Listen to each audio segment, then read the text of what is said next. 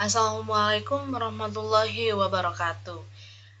Perkenalkan, saya Vinkan Kumara dengan NIM 01021382328164, jurusan Ekonomi Pembangunan Universitas Sriwijaya. Pada kesempatan kali ini, saya akan mempresentasikan materi tentang perbedaan antara donat ekonomi dengan ekonomi konvensional. Dalam pembahasan ini, saya akan menjelaskan konsep dasar, perbandingan teori, hingga relevansinya terhadap kondisi ekonomi saat ini.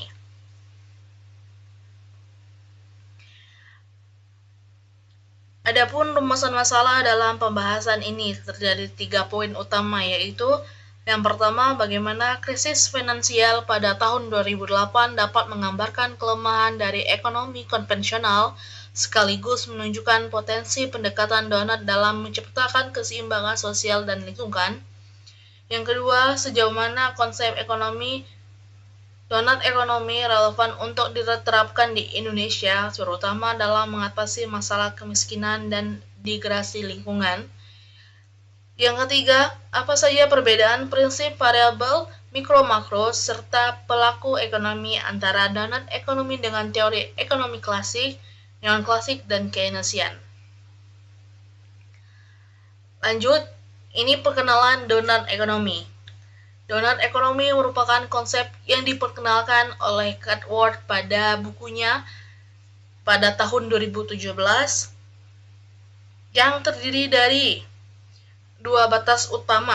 Bagian dalam disebut sebagai social foundation, yaitu kebutuhan dasar manusia seperti makanan, air, pendidikan, kesehatan, dan lain sebagainya. Sedangkan bagian luar disebut ekologikal, yaitu batasan lingkungan yang tidak boleh dilampaui seperti perubahan iklim dan kerusakan ekosistem.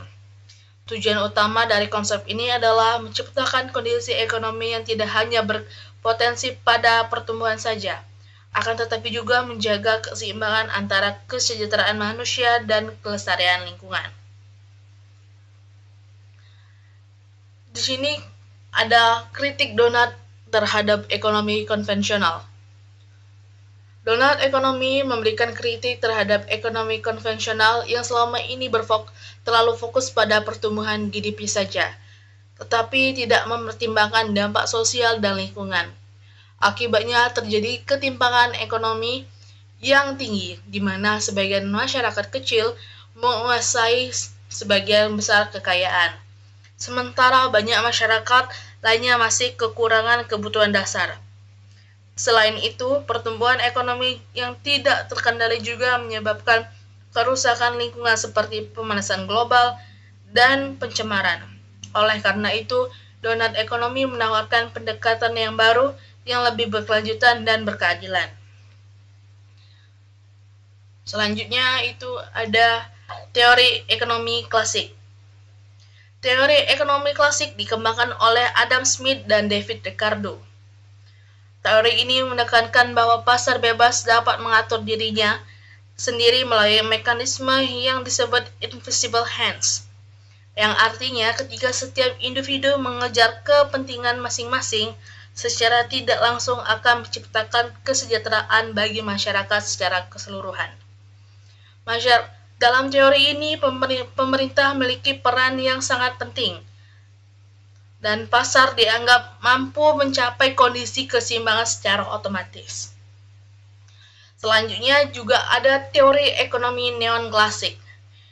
Ekonomi neoklasik merupakan perkembangan dari teori klasik yang lebih menekankan pada analisis matematis dan konsep utilitas.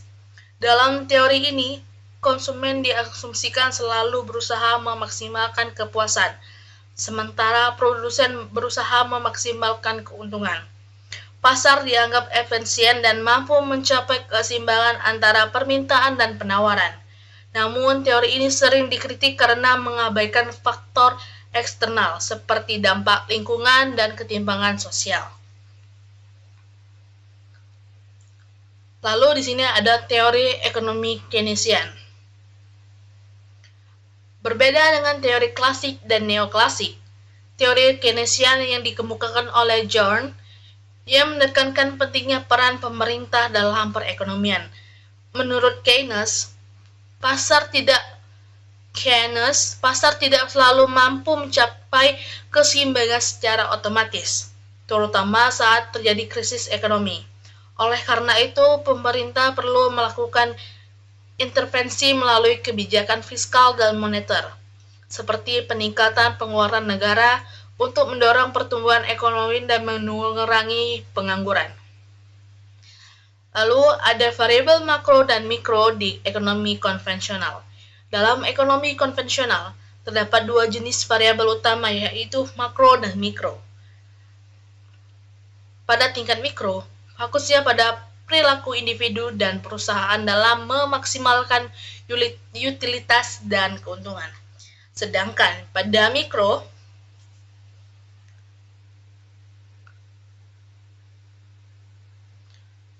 indikator utama yang digunakan adalah GDP, tingkat inflasi, dan pengangguran.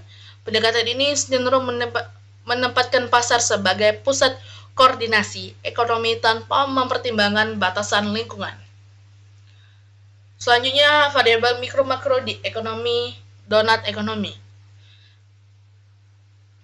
Sementara itu, dalam donat ekonomi, variabel makro tidak hanya terlihat dari sisi keuntungan, tetapi juga mempertimbangkan aspek sosial dan lingkungan.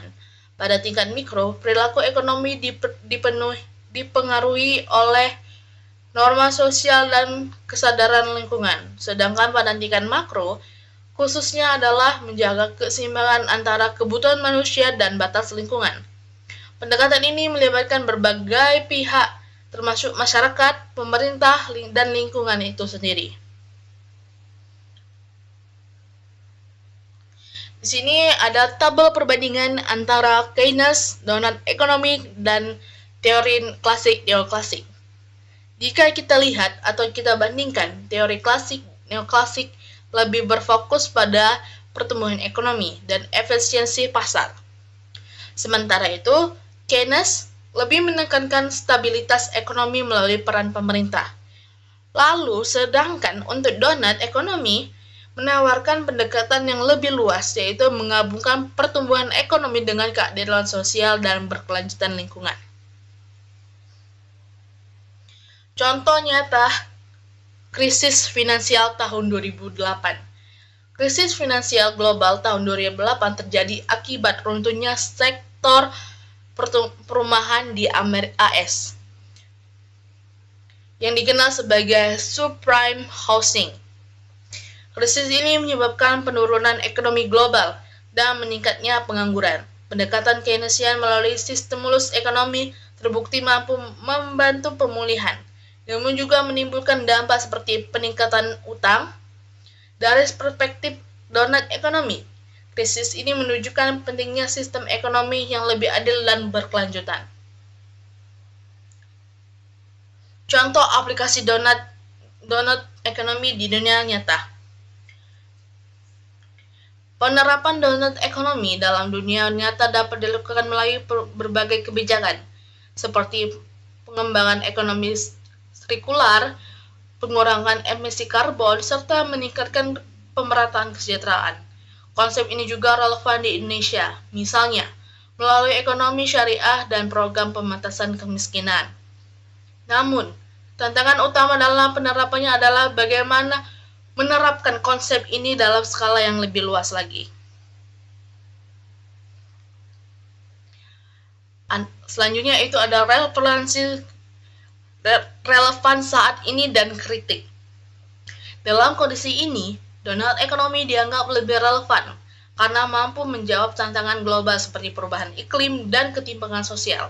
Namun, konsep ini juga memiliki kelemahan, seperti sulitnya mengukur batas keseimbangan secara pasti. Oleh karena itu, banyak pihak yang menyarankan pendekatan hybrid. Banyak pihak yang mendekatkan hybrid yang menggabungkan kebijakan ekonomi konvensional dengan prinsip keberlanjutan. Sebagai kesimpulan, donat ekonomi menawarkan paradigma yang baru, yang lebih komprehensif dibandingkan ekonomi konvensional.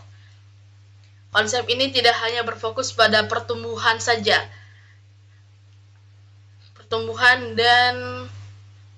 ekonomi saja, tapi juga memperlihatkan kesejahteraan sosial dan kelestarian lingkungan.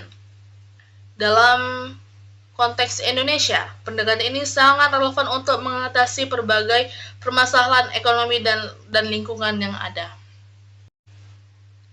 Demikianlah yang dapat saya sampaikan. Mohon maaf apabila terdapat kekurangan dan salah kata pada penyebutan. Saya minta maaf. Terima kasih atas perhatiannya yang diberikan. Saya ucapkan terima kasih. Wassalamualaikum warahmatullahi wabarakatuh.